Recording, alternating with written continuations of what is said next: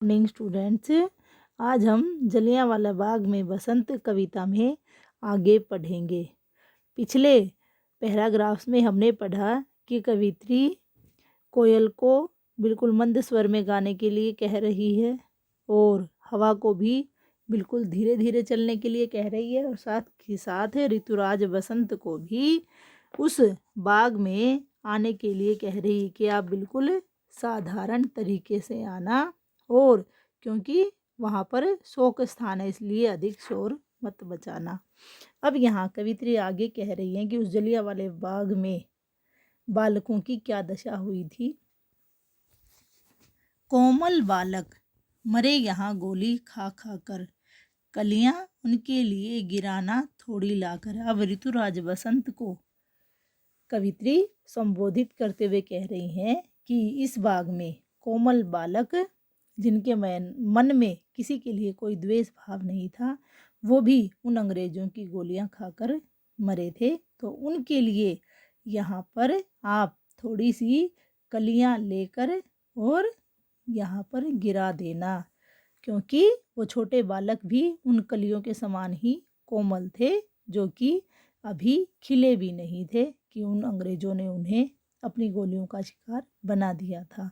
तो उनके श्रद्धा सुमन के रूप में आप कलियां लाकर यहाँ गिरा देना, ऋतुराज बसंत को कवित्री कह रही हैं।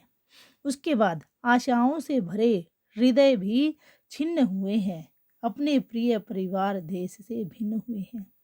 वहाँ पर जो हमारे देश के युवा थे, नौजवान थे, उस हत्याकांड में शहीद हो गए थे, उनके लिए कवित्री कह रहे हैं कि आशाओं से भरे हृदय भी छिन्न हुए हैं, अर्थात टूट गए हैं। अपने प्रिय परिवार देश से भिन्न हुए हैं, और जो कि अपने परिवार के प्रिय थे, प्यारे थे, वो भी इस देश और परिवार से अलग हो गए, अर्थात मृत्यु को प्राप्त कर वो अपने परिवारों से अलग हो गए। जिनके हृदय में अपने भविष्य के लिए आशाएं थी, इच्छाएं थी, वो भी यहाँ आकर छिन्न भिन्न हो गए। कुछ कलियां अध खिली यहाँ इसलिए चढ़ाना, करके उनकी याद अश्रु की ओस बहाना। तड़प तड़प कर वृद्ध मरे हैं गोली खाकर, शुष्क पुष्प कुछ वहाँ गिरा देना तुम जाकर। कवित्री यहाँ पर अब जो वृद्ध व्यक्ति थे, बूढ़े थे, उनको संबोधित करते हुए कह रही हैं, कुछ कलियां अध खिली यहाँ इसलिए चढ़ाना, करके उनकी याद अश्रु की ओस बहाना। की कुछ कलियां उन बूढ़े लोगों के लिए भी यहाँ आप चढ़ाएंगे, लेकिन वो अध खिली होनी चाहिए, ना तो पूर्ण रूप से पुष्प का रूप लिए हुए होनी चाहिए, और न ही कलियां होनी चाहिए, वो अध खिला सा फूल जो होता है वैसा होना चाहिए, कलियां अध खिली। और उनकी याद में आपको दुख तो प्रकट करना है, लेकिन अश्रु या आंसू जो बहाने का तरीका होगा वो ओस रूप का होगा, अर्थात जोर से न रोने की बजाय ओस की भांति बूंदें टपका टपका कर आप उनकी याद में आंसू बहा सकते हैं।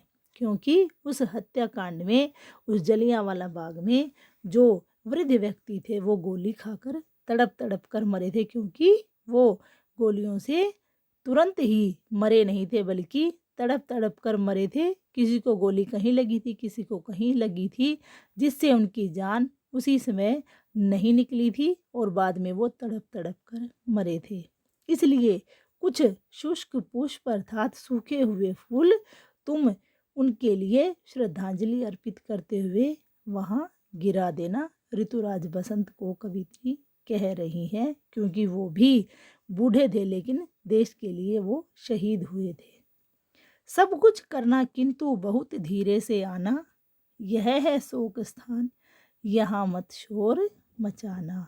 कवित्री कह रही हैं कि आप ये सभी कार्य करना, जब बसंत ऋतु आती है तो चारों तरफ हरियाली और खुशी का माहौल होता है, लेकिन यहाँ जलियांवाला बाग में बसंत ऋतु का आगमन उतना सुखदायक नहीं होगा, क्योंकि वहाँ पर इतने लोगों को मार गिराया गया था या इतने लोगों की हत्या कर दी गई थी। इसलिए यदि उतनी ही खुशी बसंत ऋतु के आने पर वहाँ प्रकट करेंगे तो वह अच्छा नहीं हुआ, क्योंकि वह एक दुख प्रकट करने का स्थान है। इसलिए कवित्री कह रही हैं कि आपको कार्य तो वो सभी करने हैं जो कि बसंत ऋतु के आने पर होते हैं, लेकिन आप वहाँ बिल्कुल धीरे से आना, क्योंकि वह स्थान शोक स्थान है, दुख प्रकट करने का स्थान है, इसलिए शोर मत मचाना। तो इस प्रकार आज हमारी यह जलियांवाला बाग में बसंत कविता पूरी हो जाती है। तो आप सभी इसको अपनी कॉपियों में लिखेंगे और कल हम इस कविता के शब्दार्थ और बहुविकल्पी प्रश्नों को करेंगे। तो आपका दिन शुभ हो। धन्यवाद।